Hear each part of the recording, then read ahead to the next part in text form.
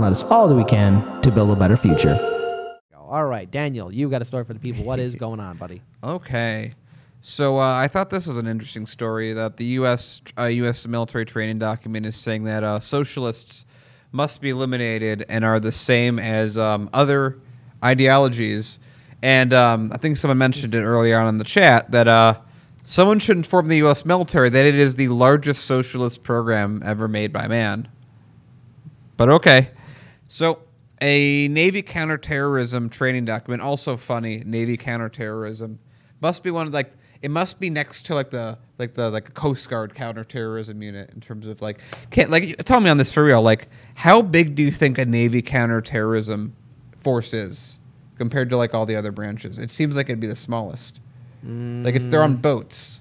Well, you also got to count in that there's naval bases and facilities overseas too. So yeah, but if they're on land, I would assume that other branches would be doing that intelligence gathering. Not so much. It really depends. Really depends on location. But I would say it's ridiculously large. Okay, fair enough. Yeah, you're right. Even if it's very tiny, it's probably still larger than the 20th largest intelligence gathering place of any other country. Fair enough. Okay, so this small giant training thing is this document of this group, I should say, that was obtained exclusively by The Intercept, appears to conflate socialists with terrorists and lists left-wing ideology alongside neo-Nazis, because you got to do something to balance it out, I suppose.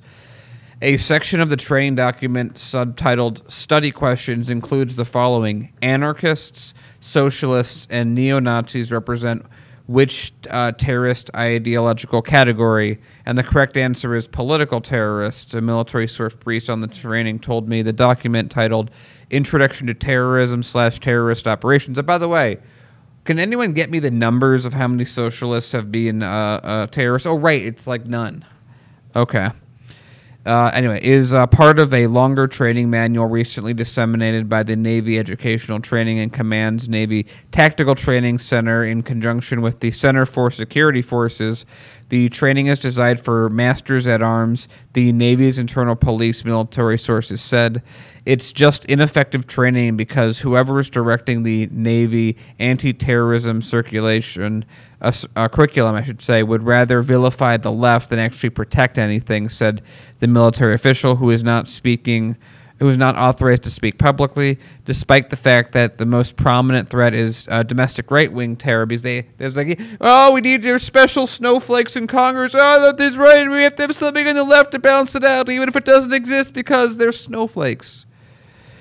Both the FBI and the Department of Homeland Security have identified white supremacists as deadliest terror threat in the U.S. In October 2020, the Department of Homeland Security issued its first annual Homeland Threat Assessment report, stating that white supremacists were exceptionally lethal and will remain the most persistent and lethal threat to the homeland. In September, FBI Director Christopher Wray, in testimony before the Senate Judicial Committee, said that white supremacists, quote, have been responsible for the most lethal attacks in the last decade, and that they compromise the biggest chunk of our domestic terrorism portfolio. Now, Kid, I'm going to ask you something, and I want you to tell me if I'm even asking the right question. But in the military, what do you think the largest group of people is? Do you think that there's going to be a lot of gangs of socialists that are enlisted, or white supremacists? What do you think's a bigger group? Well, the thing is, both of them are really a minority, because at least I'm speaking from my time, that'll get weeded out very quickly. And there have been a lot of reports, more so where there have been some right-wing groups in the military, but then they've been stamped out. But of course, they're still there. But when it comes down to socialists in the military, I mean, they're not going to say anything out loud, because again, if you're going to shine a light on yourself and make yourself like, oh, I'm doing this, you're going to get called out immediately, and there's a zero tolerance. But again, here's another question then. What do you think is a bigger force in the U.S. police departments? White supremacists or socialists? Dan, I don't even need to answer that one. I think we know the real thing. But here's it's a trick question. But everyone in the police department's a socialist. They don't know it yet. They don't know it yet. Yeah. Here's the thing. Looking at that story, and now what? Socialists are now on level with hate groups and terrorists. Yeah, that makes no sense whatsoever. and it should not even be in there, and it should cause an alarm because now again, look, it's snowflakey. But look where it kind of leads us to. It leads to something like in 1984. You know, beware of the thought police. Beware of how you speak. Big Brother is watching you. Yeah. And we've seen this time and time again, always being played out in science fiction or in other countries where real tyrants and dictators have taken over and have started to point out certain groups should be removed or not. And so the fact that this is happening in a democracy where, well, they're going after socialists, really?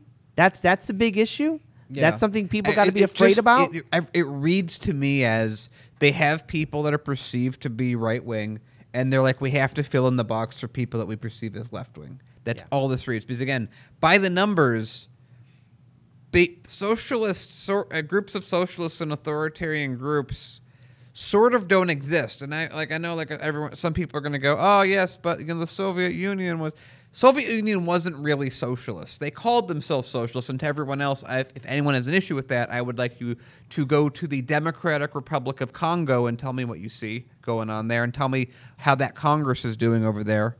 Of course, ironically, also the People's Republic of North Korea. You want to go and tell me how that republic is going? Just because someone has the word in their title doesn't mean anything. And the Patriot Act, not very patriotic, although it is sort of an act.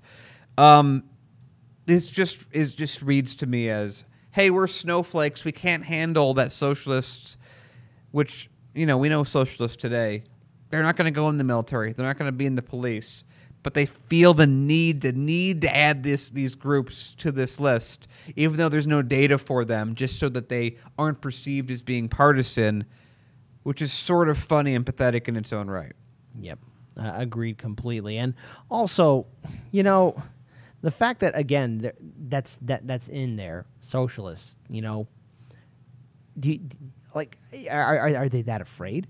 Are they that so afraid that there might be someone that might think differently? I mean, okay. Yeah, because you have to remember, socialism by its very nature, and communism to its nature too, is bottom up. It's people going, Soviets, the Soviet Union, Soviets of people. Of course, the problem is that they always end up with an authoritarian dictator, which is antithetical to the original intent of those things. But it's at the same time, I don't think you can really just turn communism on without having that same problem anyway. Yeah. So it's not those things anyway.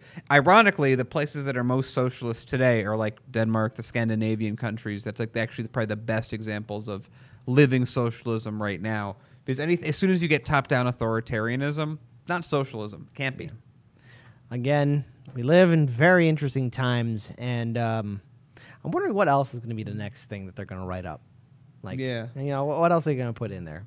Yeah, maybe it's I was just throwing some BLM.